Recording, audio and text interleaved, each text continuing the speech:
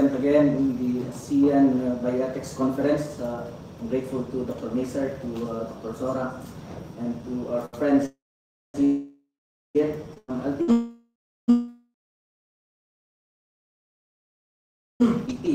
But I'll be discussing a broader issue, which is the influence of modern technology to society. And so this is the result of a working paper that I'm trying to reflect on. I would like, however, to reflect philosophically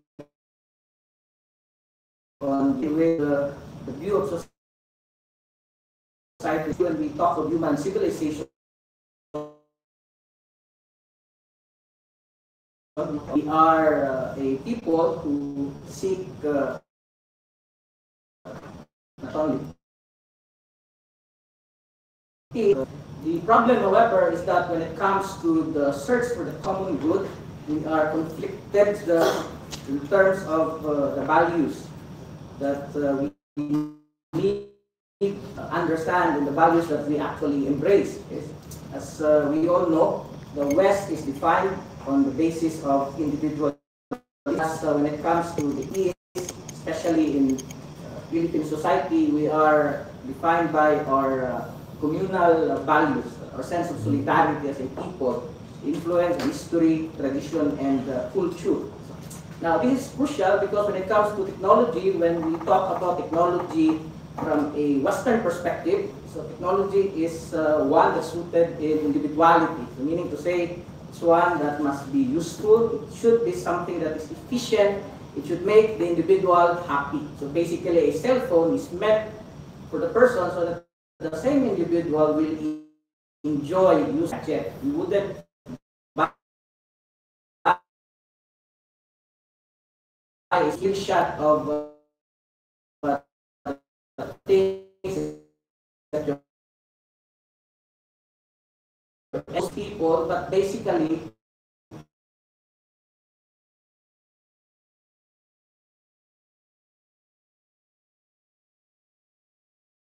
there's something, this is the reflection of Martin Heidegger. He makes a distinction between physis and techne. So what we are conscious of is what we call techne, technology in terms of its efficiency. Technology has some function in the world, so that we use technology as some kind of a tool. It makes the work for us easy, comfortable, and efficient.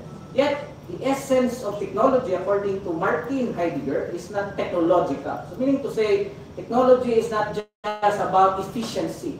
It says something about ourselves. Technology is about Gestel. It says in German. So meaning to say, technology is about the truth. He calls it a way of inframing. So that in that regard, technology reveals so much about the world, about our being in the world, about the reality. Now, applying this to education, when we think of education, it has two functions.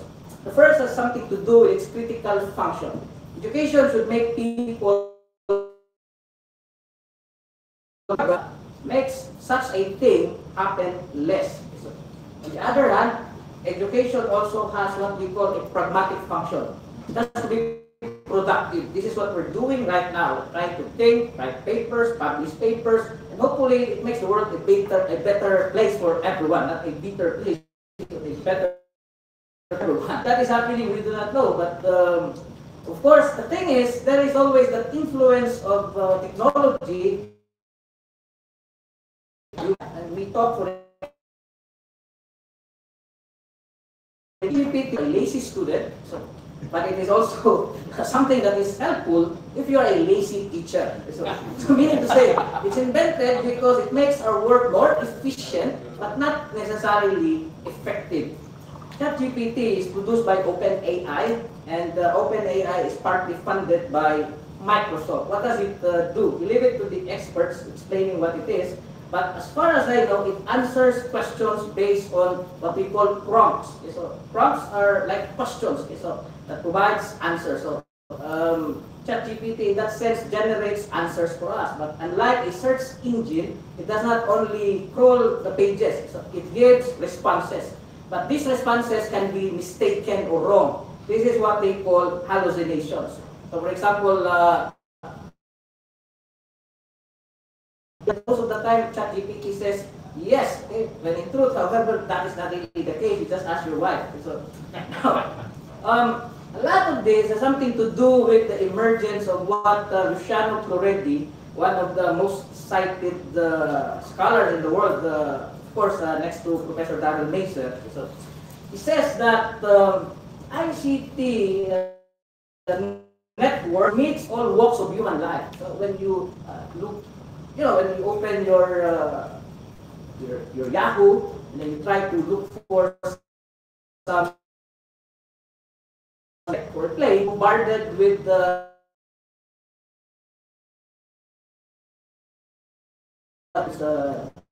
tool. Now, problem with this is that this aspect of machine learning actually tries to influence human behavior so that we are controlled but we no longer think, so that we are told what we are supposed to think based on the things that we put online. So, now, the types of question that it gives rise to include, for instance, the right to privacy. The right to privacy, because I did not give, for instance, Cebu Pacific or Philippine Airlines the permission to give me those sort of advertisements. I did not give Facebook the permission to provide me with those news feeds that cause me to hate people, think about those that want to give you, because I try to predict that this is the kind of thing that this person will enjoy. All for the sake of profit. Now, secondly, integrity in research requires innovation, it requires creativity. Thus, the use of artificial intelligence impact and influence the behavior of researchers, for instance, so that instead of them going into the field, would it be all look into these things that we can find online. So, in a way, there is an exploitative aspect to this, insofar as a lot of this has something to do with big tech making so much money. So, when it comes to these things that we produce, even as academics. Now, what are some of the ethical questions?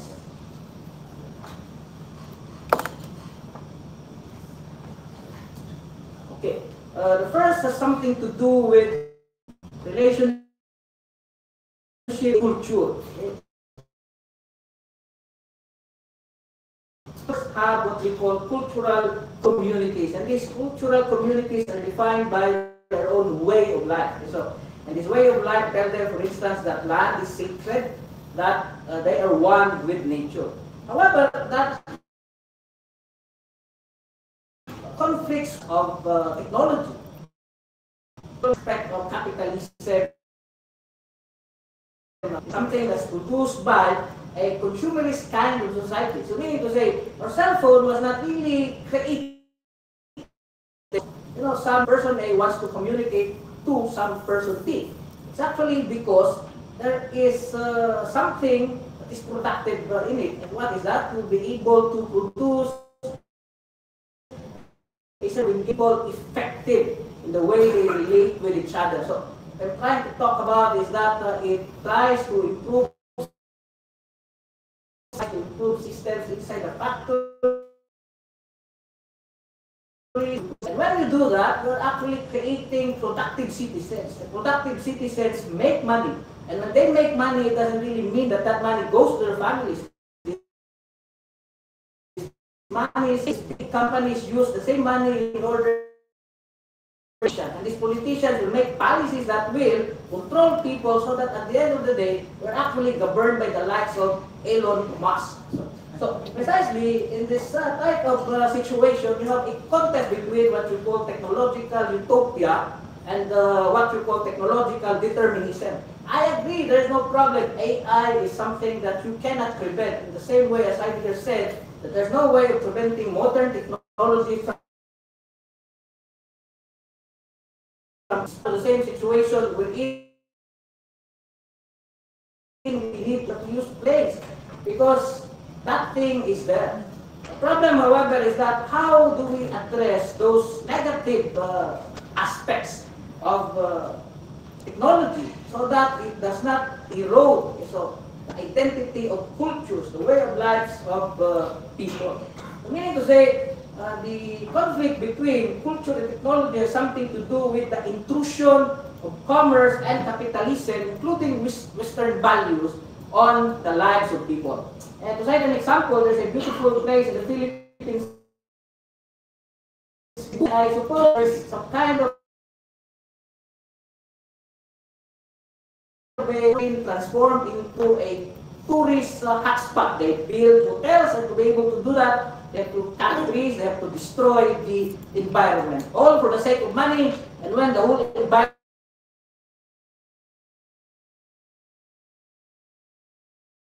they will achieve so many things in life, we end up being sick, and we will be needing everything that we have put up in life, sell them so that we get ourselves the treatment. Doctors and lawyers live and thrive in the same type of job. They profit from the miseries of people. Now, secondly, technological development has serious ethical concerns. So, AI, it is said, will result to the dissolution of jobs. And these are jobs for intelligent people. We teachers lose our jobs because of these things that we are talking about right now. And so therefore we are talking about sometimes our enemy. So meaning to say it's a problem, well of course it is an ethical issue. What philosophy can do is only prescribe, and in that sense we need to navigate this using ethical principles. I suppose the world lives on, although we would want to say that there should be Kantian moral codes, the right thing to do, or virtuous ethics to define for us the type of character. And I am aware, for instance, of people here in Southeast Asia, when it comes to AI and relating this, for instance, to Confucianism and a lot of this Western, Eastern type of philosophies, these are helpful. So I suppose. Then the next, digital security threats, public safety, and the protection of data. For instance, as an academic, I am very political. I realize right now that I can no longer put into public all the pictures of my family and my personal engagements. So I have to hide them from the public because I am putting myself in harm's way. In the past, that wasn't the case, but we live really conflicted, and that and that is something of a necessity to preserve your peace. But at the same time, so it is also at the expense of your reputation. So you have to choose between your reputation and your peace of mind. Sometimes you have to find peace, and the best way, of course, is to ask your wife what she wants. That's total peace. Okay. Preservation of tradition, language systems, and indigenous practices. This is something that I have observed, for instance, in my country. Ethnic games, we have lost so many of these ethnic games to computer games because students and a lot of our youth are more immersed into this computer game. They are hooked up. And so therefore, they no longer play these ethnic games. I believe that there is a threat, for instance, when it comes to our cultural identity, when it comes to the use, for instance, of these practices and these languages that might be impacted by the use of AI. So meaning to say, I'm not saying that Western values are bad per se. They're not bad, but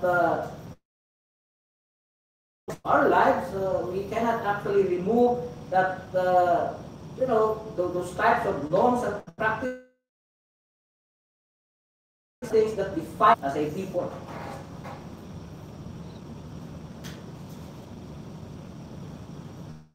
Policy implications and conclusion. Critical education, human learning versus deep learning. So, I always believe in person. So I believe that the purpose of education is to make the people better human beings. I do not say that online teaching is bad, or that the use of ICT is something that is inimical to the interest of the student.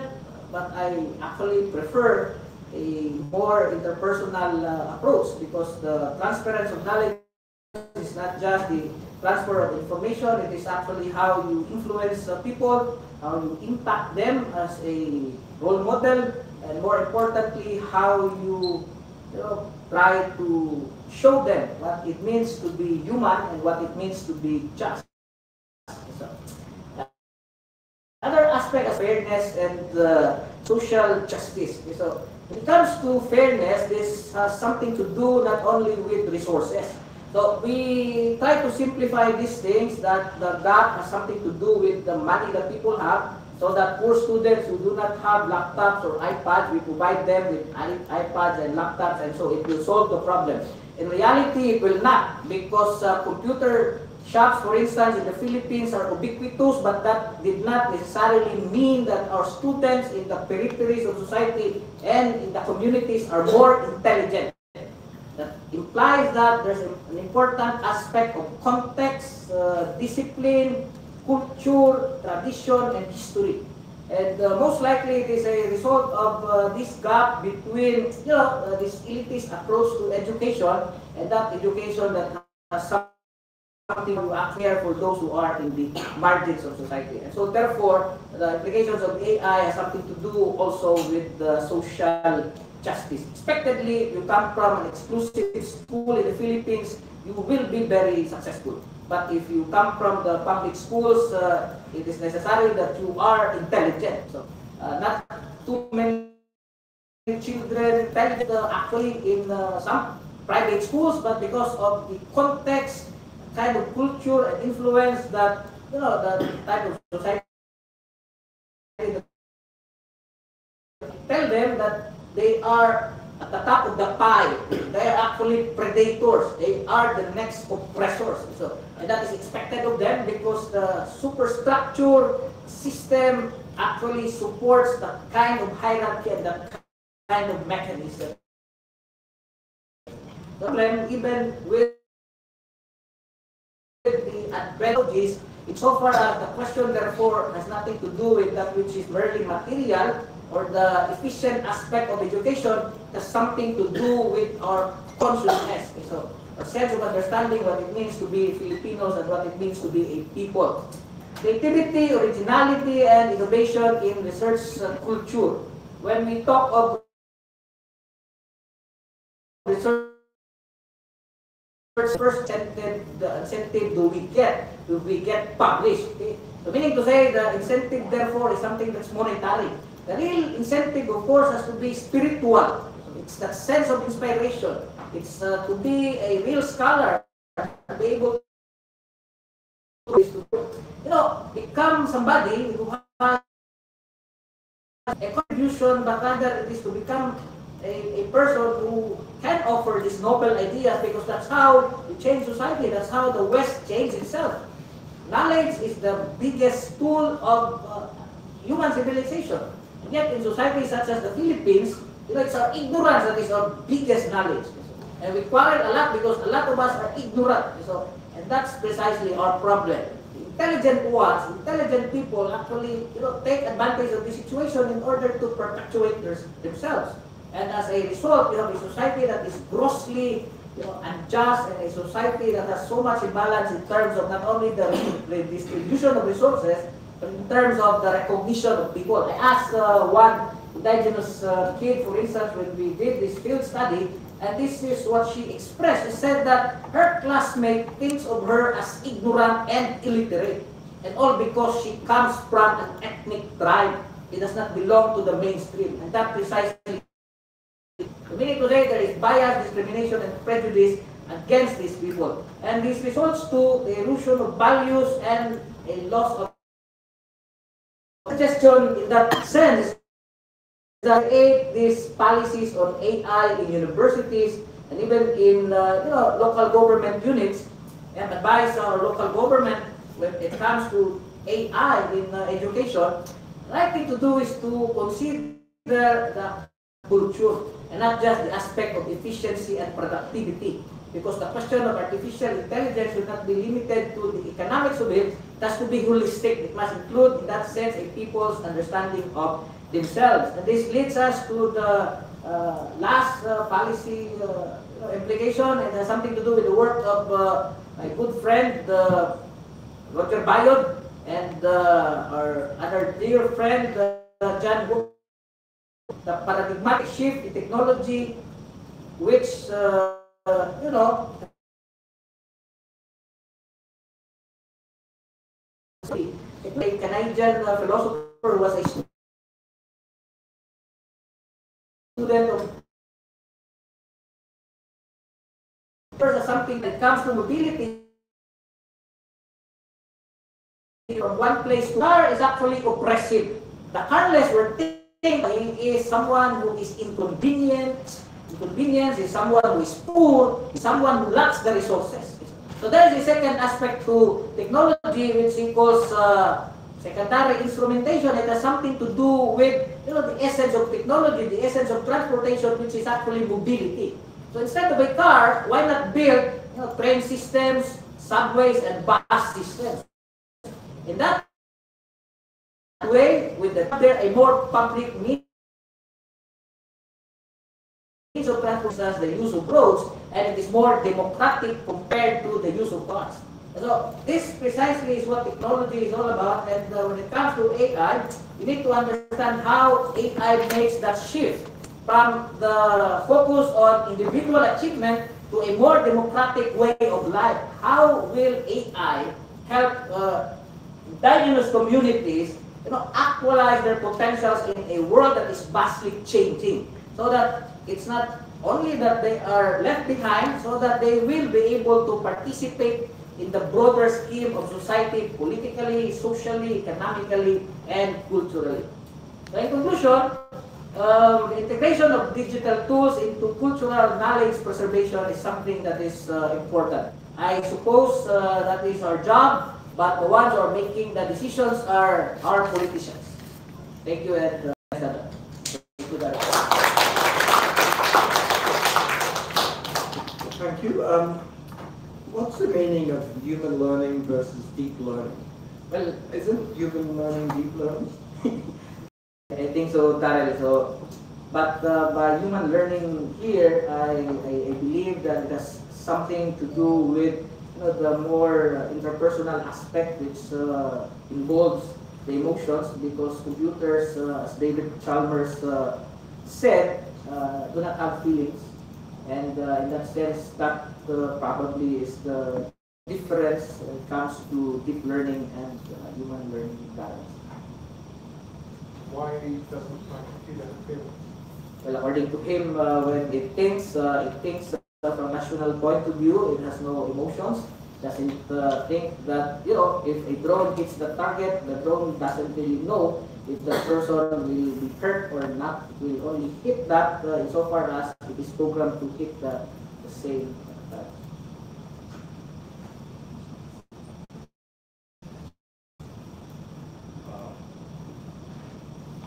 Comments, questions, please? Yes, sir. First of all, thank you very much for your presentation. I'm really moved at your presentation, and it's being a Filipino also, I believe in its impact on our political landscape. Now, maybe an additional comment, or maybe for consideration. We all know that, for example, you mentioned about the preservation of cultural knowledge.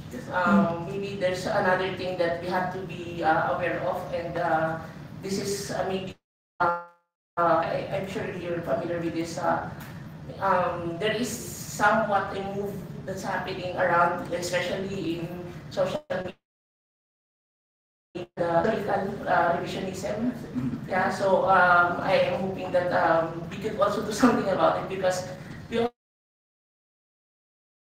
know that others feed processes data that is fed to them, and by having a lot of this revisionist information being fed to them, we're afraid that that might become something we have do also living. So hopefully we can also combat them by using AI as well. Yeah, I think, thank you for the comment. I think it's two things. First, has something to do aspect of it. Suppose that the government has enough laws to be able to combat this.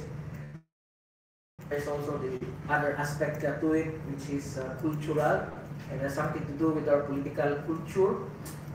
Filipinos are often judged as, I mean to say, they can be easily exploited and influenced. So it has something to do with education, and to be able to solve the problem. So these two things must be resolved. And we need experts to be able to address this problem. But on the other hand, the whole society to be able to address this issue.